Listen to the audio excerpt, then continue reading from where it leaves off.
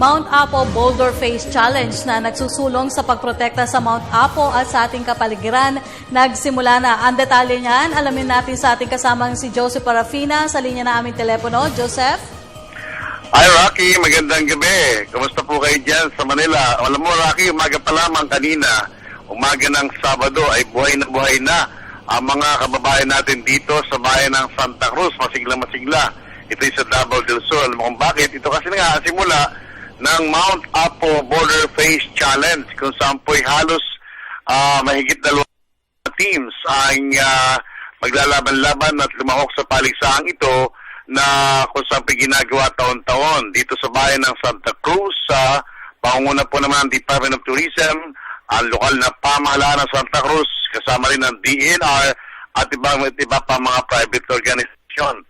Ayon po kay Department of Tourism Assistant Secretary Art Bongcato Jr., taon-taon nila itong ginagawa para dito sa tinatawag nating most extreme adventure game na ito sa Asia, ang akyatin ang border ng Mount Apo. Ang mga mananalo dito, Rocky, tatanggap ng 150,000 pesos sa first prize, 100 at 75 naman sa third prize. Bukod sa paligsahan, bahagi din po ng pag-akyat nila ang pagtatanim at paglilinis ng Mount Apo ng bundok na ito habang nagkakaroon po ng karera.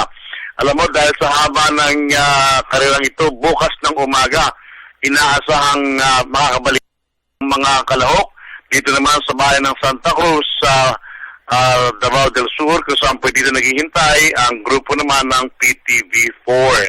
Sa ngayon po, ang mga kalahok ay iba'y nasa kabundukan at yung iba naman po ay nagkakaroon ng mga tinatawag na iba't ibang mga pagsubok doon nang sa ganun ay maipakita nila ang kanilang lakas, galing, talino at iba pa. Pero higit sa lahat, as I mentioned earlier kasama Rocky, kasama ang paglilinis at pagtatanim sa bundok na ito na kung sa'y pinapangalagaan naman ng ating mga kababayan dito sa Davao del Sur.